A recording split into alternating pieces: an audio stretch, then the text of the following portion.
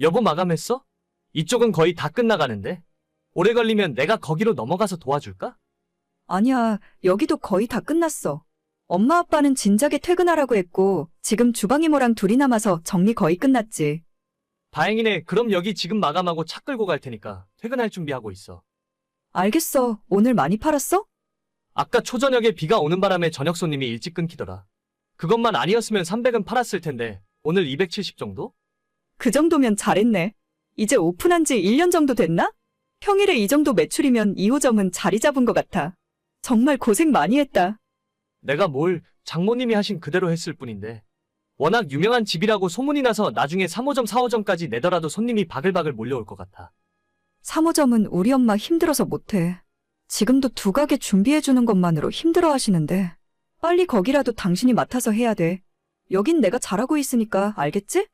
그래, 나도 노력하고는 있는데 장모님 손맛을 따라가긴 힘드네. 레시피대로 다 알려줬는데 아직도 안 돼? 괜히 대박집이 아니라니까?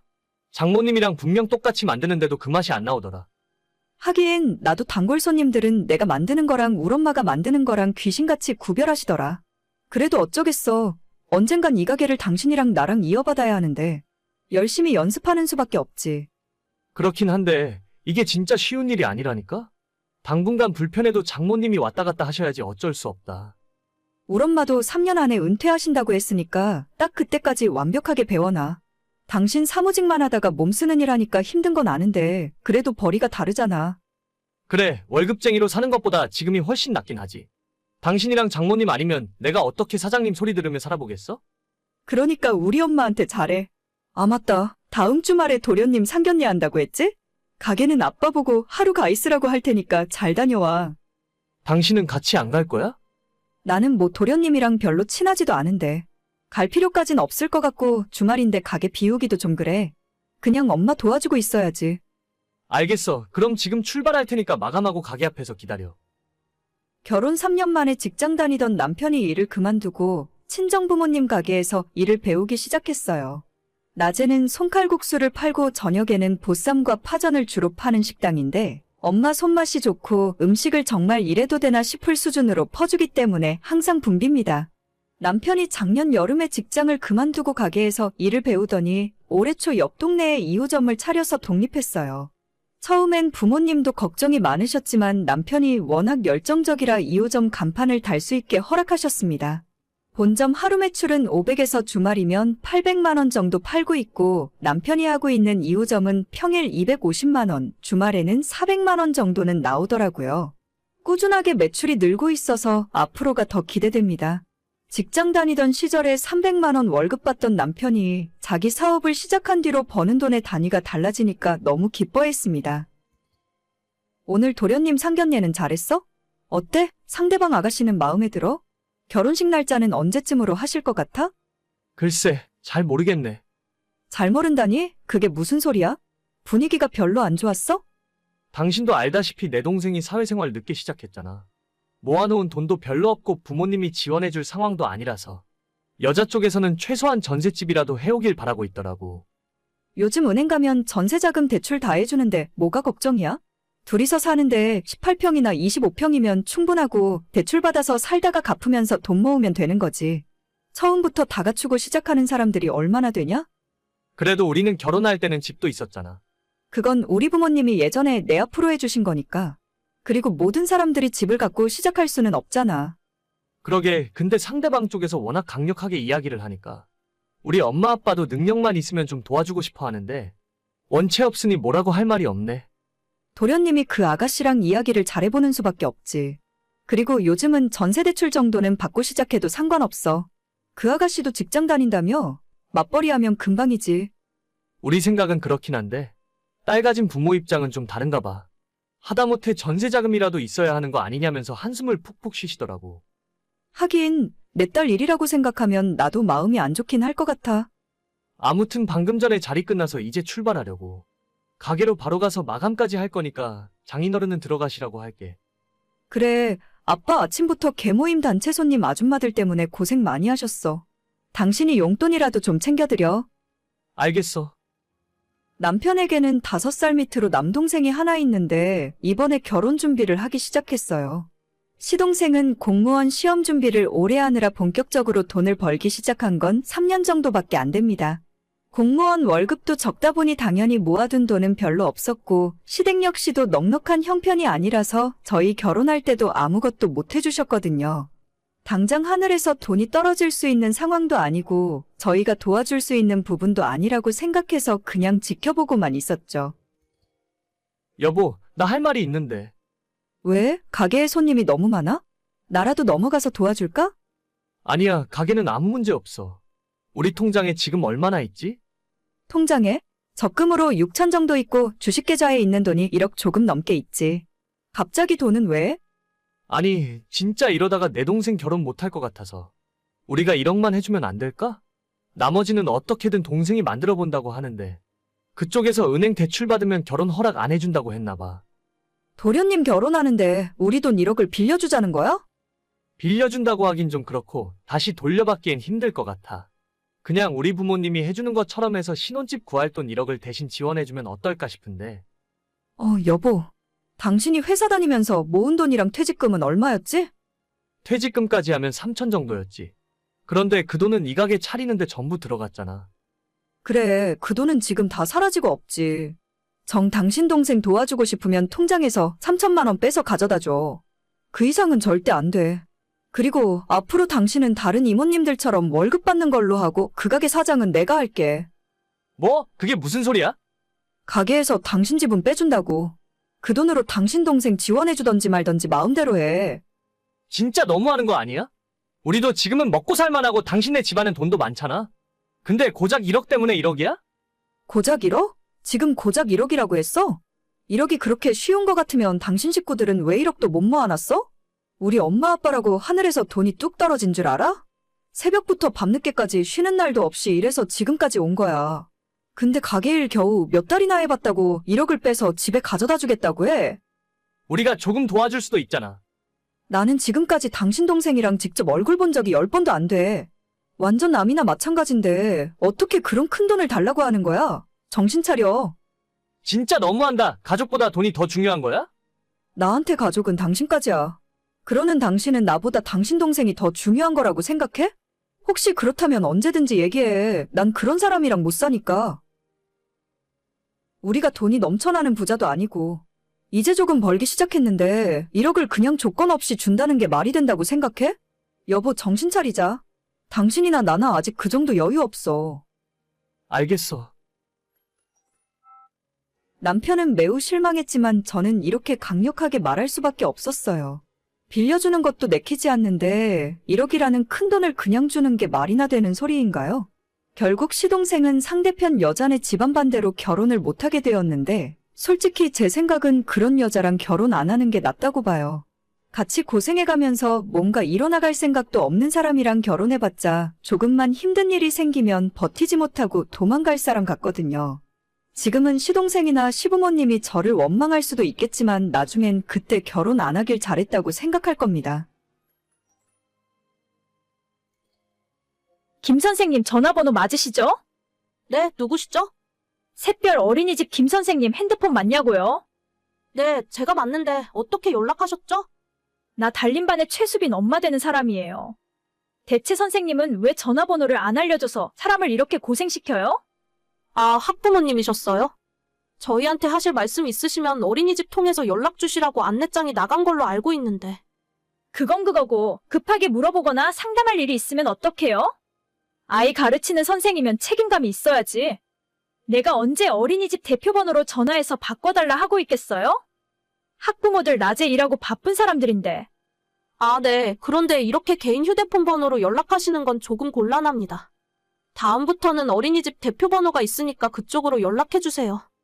한밤중에 갑자기 연락할 일이 있으면 그땐 어떡해요? 선생님이면 아이를 24시간 책임질 준비가 되어 있어야죠. 그 정도 사명감도 없이 일을 하는 거예요? 어머님, 일단 진정 좀 하시고요. 무슨 일 때문에 연락하셨는지 이유를 알 수 있을까요? 아니, 항상 우리 아이 아빠가 애를 데리러 갔었잖아요? 네, 아버님이 자주 오셨었죠. 내가 일 때문에 늦게 끝나서 보통은 남편이 아이 데리러 가긴 하는데 오늘은 내가 쉬는 날이라서 아까 어린이집에 갔었거든요. 근데 선생님은 평소 옷차림을 원래 그렇게 입어요? 그게 무슨 말씀이시죠? 아니, 아이를 가르치는 선생님이면 옷차림에도 신경을 써야 할 거 아닙니까? 조신하고 단정하게 입어야지. 애들이며 학부모들이 다 보고 있는데. 치마도 너무 짧고 상의가 너무 딱 달라붙는다고 생각하지 않아요? 아니요, 글쎄요. 저는 진짜 어머님께서 무슨 의도로 말씀하시는지 모르겠네요. 치마도 무릎 아래로 오는 길이었고 오늘 위에 입은 건 블라우스에 가디건이었는데 그게 그렇게 이상했나요? 노출이 있다거나 보기에 안 좋은 옷차림은 아니었다고 생각하는데요. 아니, 의도라는 말이 조금 거슬리네? 내가 무슨 의도를 갖고 선생님을 모함하고 있다는 소리예요? 아이들 가르치는 선생이 몸매가 다 드러나는 옷을 입으면 한참 호기심이 왕성할 나이에 애들이 뭘 보고 배우겠어요? 화장도 진하고 학부모가 엄마만 있는 것도 아니고 애들 아빠들도 볼 텐데. 내가 여기까지 얘기했는데도 무슨 말인지 모르겠어요? 제 옷차림에 문제가 있었다면 앞으로 주의하겠습니다. 그런데 특별하게 규정에 어긋나는 일을 한 적도 없고 지금까지 자주 입던 옷인데 원장님이나 다른 학부모님들께서 아무도 문제 있다고 하신 적이 없었거든요. 아, 그럼 내가 잘못했네. 내가 이상한 사람이네? 괜히 트집 잡고 이상한 시비 거는 나쁜 엄마네. 아니요, 그런 말씀이 아닙니다.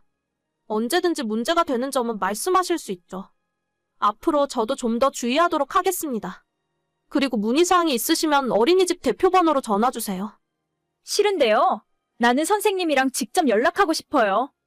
우리에 맡기는 사람인데 믿고 맡길 수 있는지 없는지 내가 직접 판단하고 알아야겠습니다. 20대 초반부터 어린이집 선생님 일을 6년 넘게 하고 있습니다. 매번 일이 쉬웠던 적은 없었지만 아이들 웃는 얼굴 보며 보람을 느끼고 열심히 하고 있어요. TV 뉴스에서 보는 것처럼 진상학 부모가 그렇게 많은 것 아니지만 가끔 한 번씩 정말 이상한 사람이 걸릴 때마다 1년이 힘들어져요. 제 나이가 20대 후반이라 대부분의 학부모보다 어린 편입니다.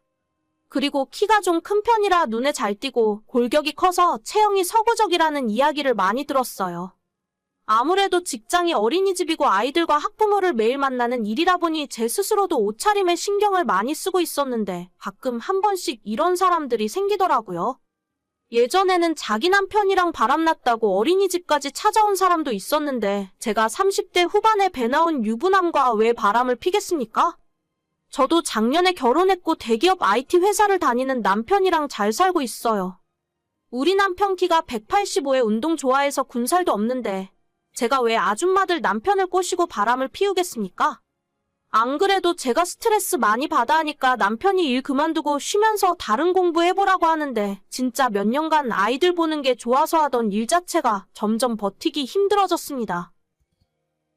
나 수빈이 엄만데 오늘 어린이집에서 무슨 일 있었어요?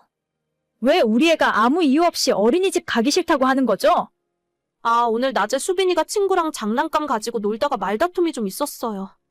크게 싸운 건 아니라서 서로 화해시키고 장난감도 순서대로 가지고 놀게 했는데 아직도 마음이 안 풀렸나 봐요.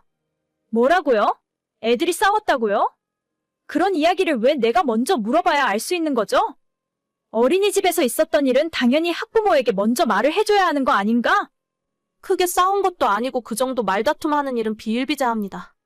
아이들끼리 서로 의견 충돌도 해보고 그러면서 양보하는 법도 배우는 거라서요. 너무 크게 신경 쓰시지 않아도 될 것 같아요. 아니, 우리 애가 어린이집에 가기 싫다잖아요?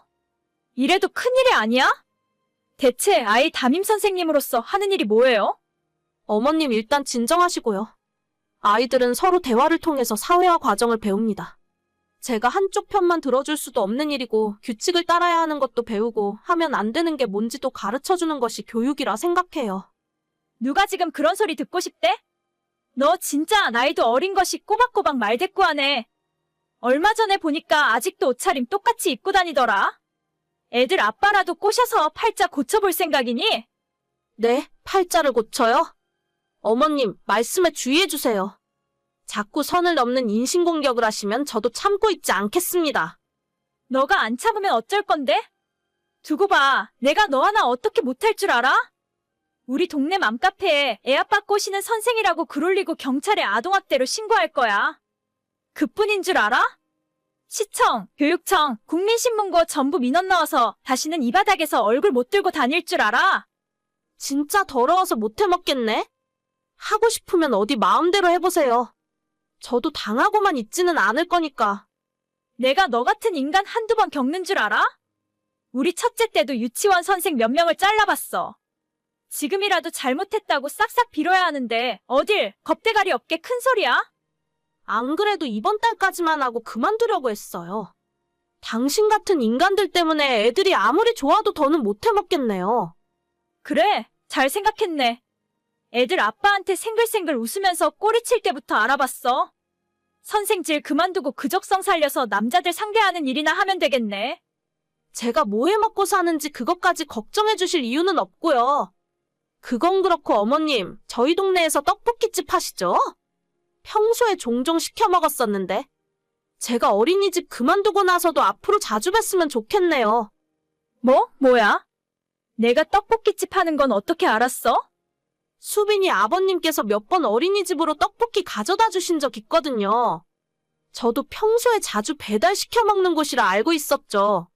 그동안 항상 평점 5점만 드리고 있었는데 앞으로도 맛있게 잘 부탁드릴게요. 아니, 그게 뭐 어쨌다는 거야? 지금 협박이라도 하는 거예요?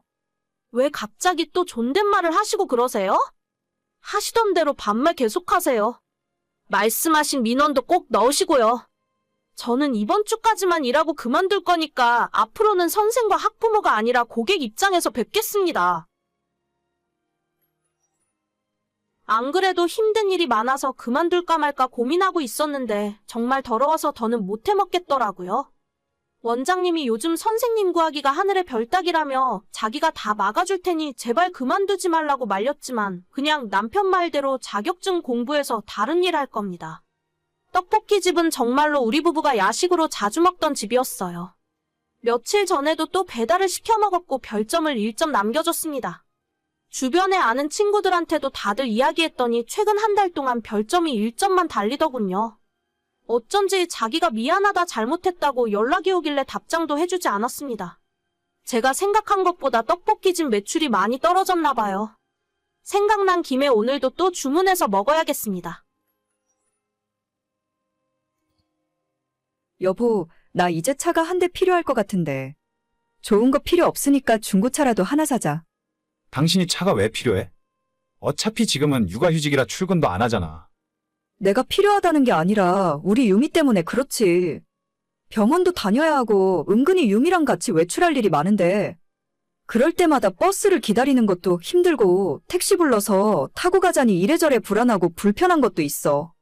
불편하긴 뭐가 불편해? 우리가 지금 차 한 대 추가할 상황이 아닌 것 같은데. 당신이 일 쉬면서 우리 수입도 줄었잖아. 줄어봐야 얼마나 줄었다고 그래? 육아휴직 하는 동안 웬만큼 수당 나오는데 그리고 누가 비싼 차 사달래? 적당하게 아이랑 타고 다닐 만한 차를 사달라는 거잖아. 그러니까 굳이 그런 차를 살 이유가 있냐고. 당신 운전 안 한 지도 꽤 됐잖아. 그냥 택시 타고 다녀. 그게 속 편해. 택시 탈 때마다 담배 피우는 기사님은 아닌지 걱정이고 괜히 여자한테는 이상한 소리 하시는 분도 얼마나 많은데 그리고 우리 아파트가 약간 외진 곳에 있으니까 조금 불안할 때도 많아. 그런 사람이 뭐 얼마나 되겠어? 너무 안 좋게만 생각하지 말고 일단 조금 더 버티고 있어봐. 아니, 남들은 아이 낳으면 불편할까봐 말 안 해도 미리미리 차를 사준다는데 나는 내가 좋은 차 사달라는 것도 아니고 중고 경차라도 사달라는 거잖아. 그게 그렇게 못마땅해? 지금 우리한테 여유가 별로 없으니까 그렇지. 돈이 있어봐. 내가 당신한테 뭘 못 해주겠어? 우리 유미도 태어났는데 좀 아끼고 돈을 모아놔야 할 거 아냐? 그렇게 잘 아는 사람이 작년에 차를 바꾸셨어? 그것도 외제차로? 당신 차 살 돈에 반에 반만 되는 중고차를 하나 사면 나랑 유미가 편하게 마음 놓고 돌아다니겠다. 아 진짜 그렇게 차를 꼭 사야겠어? 아니면 내가 차 필요할 때마다 당신 차 좀 쓸게. 그때마다 당신이 버스 타고 출근하면 되잖아. 버스는 좀 그렇지. 집에서 회사까지 버스 타면 얼마나 걸리는 줄 알아. 아침에 그 사람 많고 자리도 없는 버스 타고 1시간 넘게 가야 해. 그러니까 나는 우리 유미까지 데리고 버스 타고 다니라 하면서 당신은 도저히 버스 못 타겠어? 맨날 타라는 것도 아니고 일주일에 한두 번 내가 외출할 때만 차 쓰겠다는 건데. 아 그거랑 같아? 뭐가 달라? 나는 우리 유미까지 데리고 다녀야 한다니까? 당신이 아이 데리고 버스 한번 타볼래? 알겠어. 사줄게. 사주면 될 거 아냐? 그냥 적당히 굴러가기만 하면 되는 거지? 누가 보면 당신 돈으로 사는 줄 알겠다. 어차피 나랑 같이 모은 돈이잖아. 그건 그렇지. 내가 중고차 한번 알아볼게. 뭐 원하는 모델이라도 있어? 내가 차에 대해서는 잘 모르잖아. 운전하기 편한 게 좋으니까 큰 차는 별로야. 아이랑 둘이 탈 거니까 적당히 안전한 걸로 사줘. 어차피 가까운 거리만 다닐 거니까 경차 같은 것도 상관없겠지? 뭐 캐스퍼, 레이 그런 것도 좋아 보이더라. 캐스퍼는 나온 지 얼마 안 됐기 때문에 중고차도 비쌀걸? 그래? 그럼 뭐 당신이 알아서 좋은 걸로 사다 줘. 알겠어. 오늘부터 좀 알아봐야겠네. 저는 작년에 아이를 낳은 결혼 3년 차의 여자입니다. 결혼 전에는 엄마 차로 직접 운전을 하기도 했었는데 결혼하고 나니 크게 운전할 일이 없더라고요. 신혼집이 직장이랑 가깝기도 했고 주말에는 남편 차를 타고 돌아다니니까 제 차가 따로 필요 없었습니다. 하지만 작년에 아이가 태어난 뒤로 제 차가 있으면 참 좋겠다 싶었어요. 저는 지금 육아휴직 중이고 어차피 집에서 아이를 봐야 하니까 외출할 일이 거의 없을 줄로 알았습니다. 그런데 의외로 나가야 할 일이 많이 있더라고요. 아이 병원도 가야 하고 마트에 장을 한번 보러 가더라도 아이를 혼자 두고 나갈 수 없으니까 둘이 같이 외출을 해야 하거든요. 저희 아파트가 약간 외진 곳에 따로 떨어진 외톨이 아파트 같은 곳이라서 대중교통을 이용하기엔 조금 불편한 것도 있고 그래서 택시를 자주 타고 다녔었는데 생각보다 돈이 많이 들고 기사님 때문에 불편했던 적도 많았어요. 이럴 바엔 적당한 중고차를 하나 사서 타고 다니다가 팔아버리는 것도 나쁘지 않을 것 같았습니다. 하지만 며칠 후에 남편이 차를 사온 걸 보고 정말 깜짝 놀라고 말았어요. 와, 진짜 대단하다, 대단해. 지금 이걸 나랑 우리 유미가 타라고 사온 거야? 대체 어디에서 이런 대단한 물건을 구했어? 왜? 마음에 안 들어? 내가 그거 찾으려고 얼마나 고생을 많이 했는데. 외관은 좀 낡았어도 아직 7만 킬로밖에 안 탄 거야. 엔진은 완전 새거나 다름없다니까? 엔진이 새 거면 뭐해? 비 오면 천장에서 물 새는 거 아니야? 진짜 해도 너무하네. 이거 얼마 주고 샀어? 그거 우리 동네 당근마켓에서 150만 원 주고 샀지. 진짜 완전 거저나 다름없다니까? 자, 이거 보고도 그런 말이 나와? 지금 당장 폐차해도 시원찮은 걸 돈을 주고 사와? 폐차라니? 아직 쌩쌩잘만 굴러가는구만. 지금 세차가 제대로 안 되어 있어서 보기에 좀 그렇지만 내가 주말에 싹 닦아서 가져다 주면 멀쩡하다니까?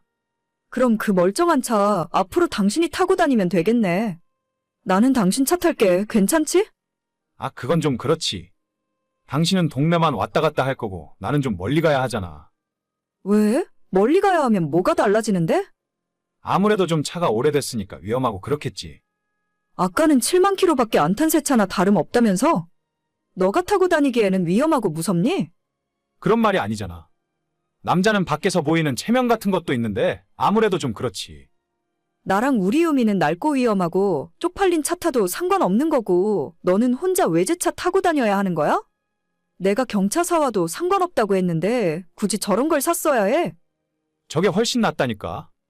150만 원에 저런 걸 어디서 구해? 내 친구한테 물어보니까 500만 원이면 쓸만한 경차 살 수 있다더라. 당신 진짜 해도 너무하는 거 아니니? 애 태어나기 직전에 자기 차는 8천만 원 외제차로 뽑아놓고 나랑 우리 유미는 150만 원짜리 언제 고장날지 모르는 똥차 타고 다니란 거야? 무슨 말을 그렇게 심하게 해. 당신이 아무거나 사와도 된다고 하니까. 나는 저렴하고 좋은 차로 힘들게 고른 거잖아. 진짜 해도 정도가 있는 거야. 너는 네 아내랑 네 딸이 이런 차 타고 다녔으면 좋겠어? 아, 그럼 어떻게 하라고. 어차피 샀잖아. 지금 다시 환불할 수도 없어. 그러니까 당신이 내일부터 이 차 타고 출근해.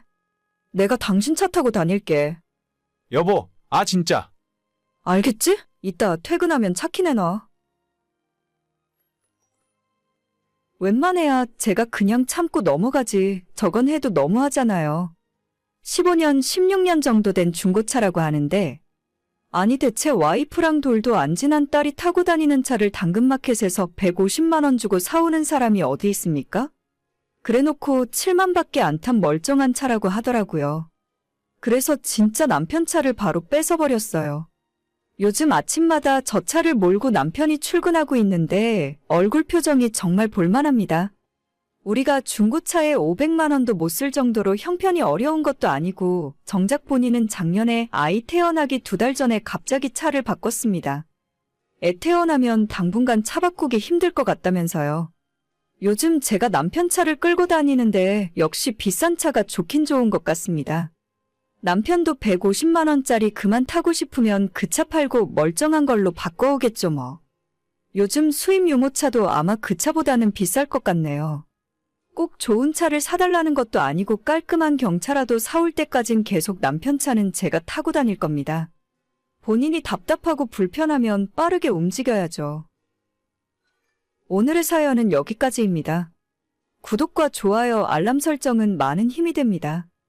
다들 행복하시고 좋은 하루 되세요.